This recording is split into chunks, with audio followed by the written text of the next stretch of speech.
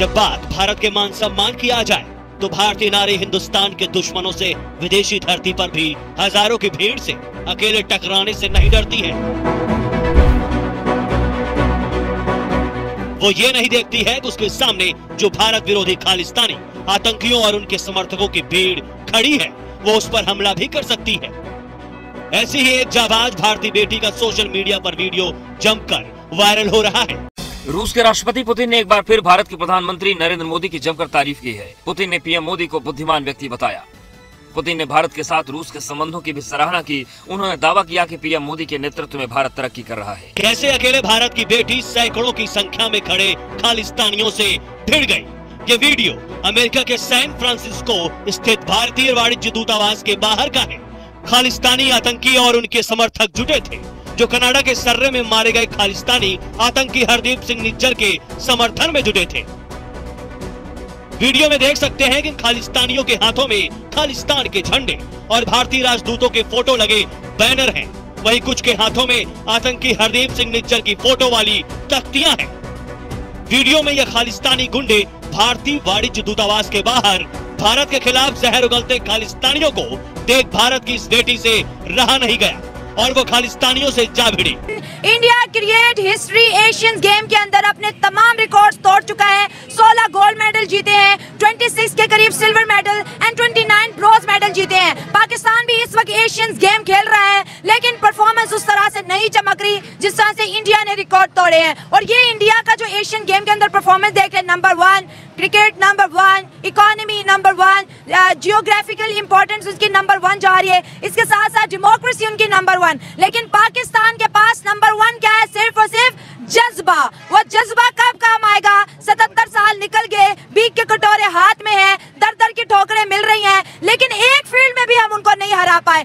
खालिस्तानी भारत सरकार को आतंकी बता रहे थे, जिसका मुंह तोड़ जवाब देते हुए भारत की जाबाज बेटी कह रही है कि भारत सरकार नहीं, तुम लोग आतंकी हो। इससे खालिस्तानी बौखला जाते हैं। बौखलाया एक खालिस्तानी हाथों में बैनर लिए इस बेटी के पास आता है तो लड़की वहां से दूतावास के अंदर जाते हुए दिखाई दे रही है।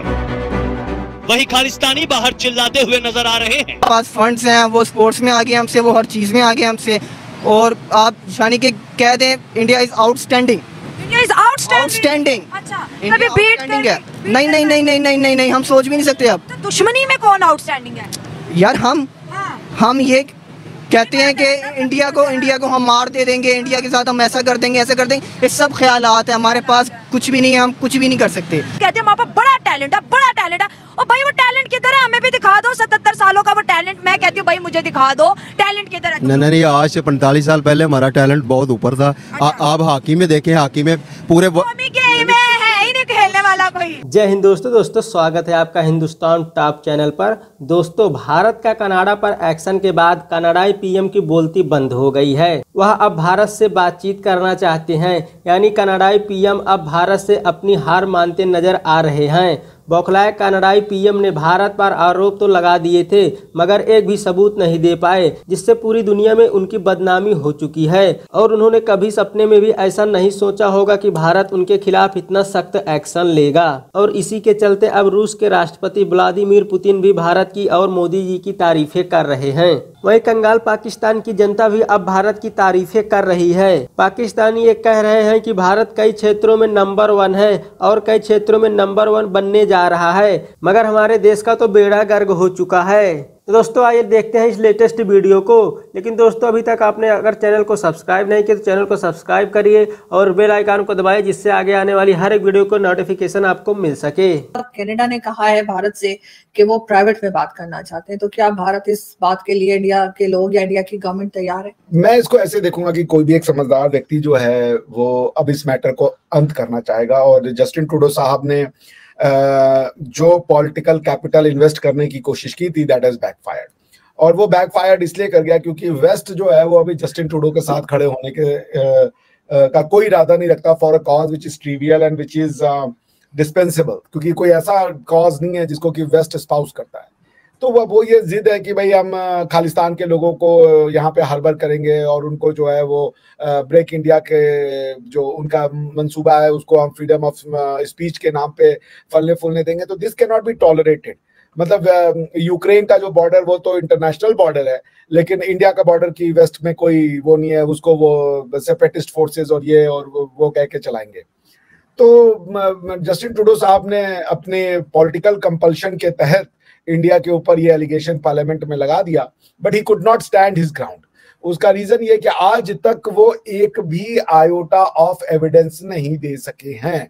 एलिगेशन तो हम कुछ भी लगा दे भाई, शूट एंड स्कूट वाली बात है कि हम आपको बोल दें, आप मुझे बोल दें जी अभिषेक जी तो चोर है, इन्होंने मेरी प्रोग्राम चुराई है, ऐसे तो नहीं होगा ना, आपको तो एस्टैब्लिश भी करना पड़ेगा ना भाई, कब चुराया, क्या चुराया, ये भी तो बताते हैं आप। तो Justin Trudeau expected west to ally with him, west to stand by with him, वो हुआ नहीं। पहले G20 के साइडलाइंस पे नहीं हुआ, उसके बाद उन्होंने G7 को साथ में लेने की कोशिश करी, वो नहीं हुआ। उसके बाद ultimately when he was completely left high and dry, he had no other means left except to go in the parliament in the House of Commons of Canada and then take the refuge of parliamentary privileges of saying anything against India. कहाँ है evidence? नहीं है कोई evidence. अब उसके बाद India ने retaliate किया, इंडिया ने कहा इनफ इज इनफ, और थोड़ी सी कैलकुलेशन ये भी इंडिया की सही बैठी होगी कि देखिए अभी वेस्ट जो है उसके सारे के सारी गोटियां फंसी हुई हैं गलत जगह पे। यूक्रेन के विवाद में उन्होंने ये देख लिया कि उनका जो ये माइट था, वेस्टर्न सैंक्शन, फाइनेंशियल सिस्टम पे कंट्रोल, ये सब कुछ काम नहीं आया। 2 साल से यूक्रेन रशिया युद्ध अनवरत चल रहा है, रशिया की इकोनॉमी पे धेले भर का फर्क नहीं आया।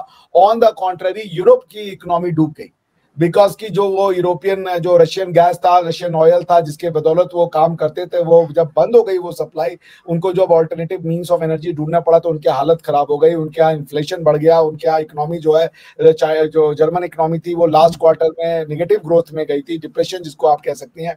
तो ये सब उन्होंने फेस किया। तो अब वो अफोर्ड नहीं कर सकते कि अगर ये चाइना और रशिया का नेक्सस हो जाए और कहीं Indo Pacific trade route block हो जाए, तो वेस्ट जो है वो एक हाईली इंडस्ट्रियलाइज सोसाइटी है। वेस्ट दुनिया को सामान बेचता है, हाई इनपुट्स, दुनिया को चीप प्रोडक्ट्स जो है वो चाइना बेचता है, लेकिन हाई एंड गुड्स जो है, बढ़िया कारें हो गई, बढ़िया इंजन हो गए, बढ़िया मशीनरी हो गई, कैपिटल गुड्स हो गए, ये आज भी दुनिया को वेस्ट बेचता है।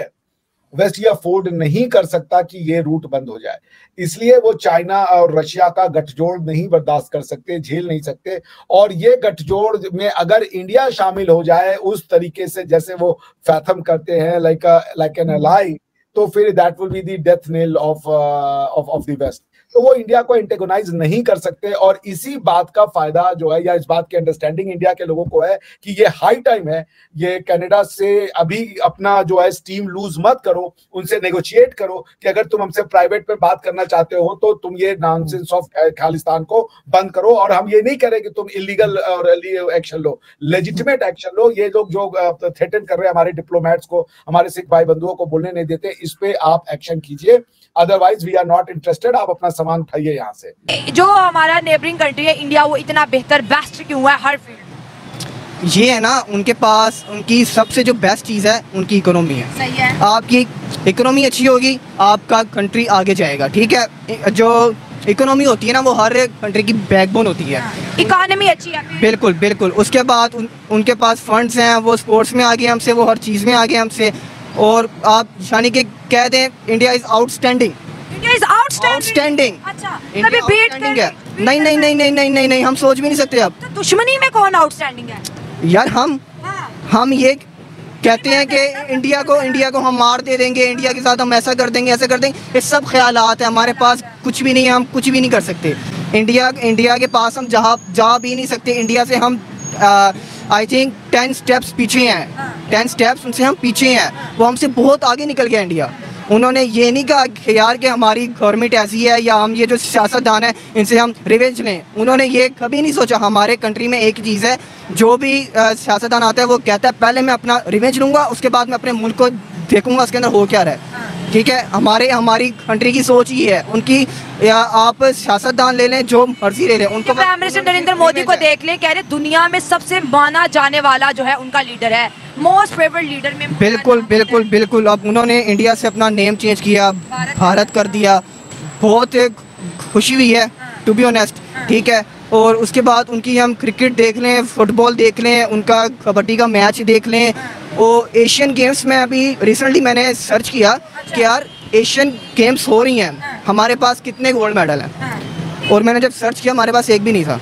इस दफ़ा 8 विन की हैं। इस दफ़ा 8 विन की हैं। तो हिस्ट्री में इंडिया के पास 13 है, चाइना के पास ऑलमोस्ट 53 हैं, और जब हम आते हैं तो हम बहुत ज़्यादा नीचे लिस्ट में आगे 0 पे हैं।